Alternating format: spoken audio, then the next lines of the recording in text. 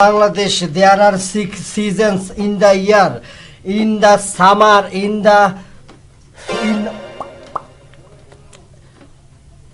autumn and the harvest, winter of the house and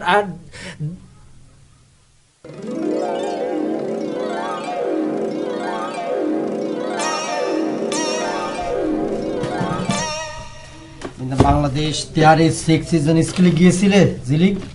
স্কুলে ছুটি আছিল। তোমার কি অবস্থা? আমার অবস্থা ইনশাআল্লাহ খুব ভালো। যদি কোনো অঘটন না ঘটে তাহলে পরে আমার পাশ কেউ ঠেকাবার পারবো না।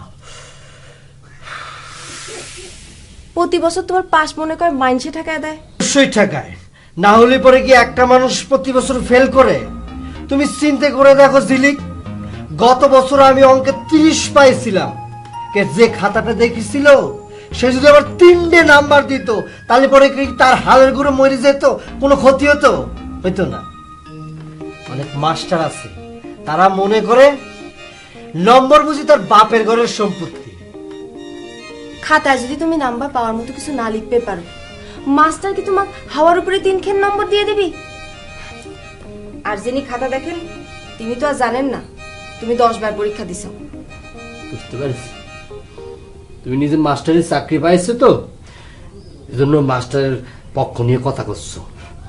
পক্ষ বিপক্ষের কথা পরে চিন্তা করো, এবার কিন্তু তোমার জন্য শেষ চান্স, কথাটা মনে রাখ। কি জন্য শেষ চান্স হবে? কি জন্য?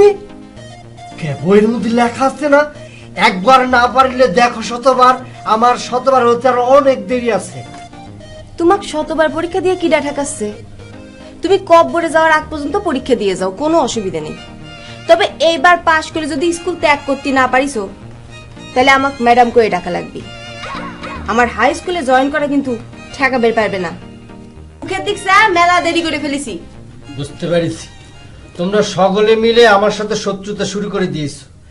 চিন্তা করেছিলাম একটা ফ্রেশ মন নিয়ে স্কুলে যাব, গিয়ে পরীক্ষা দেব, না সেটা আর সম্ভব হলো না।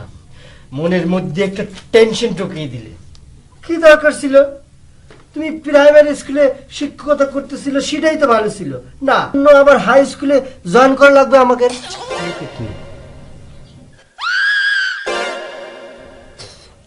কি এই পড়ো। In Bangladesh, there are 6 seasons in the year.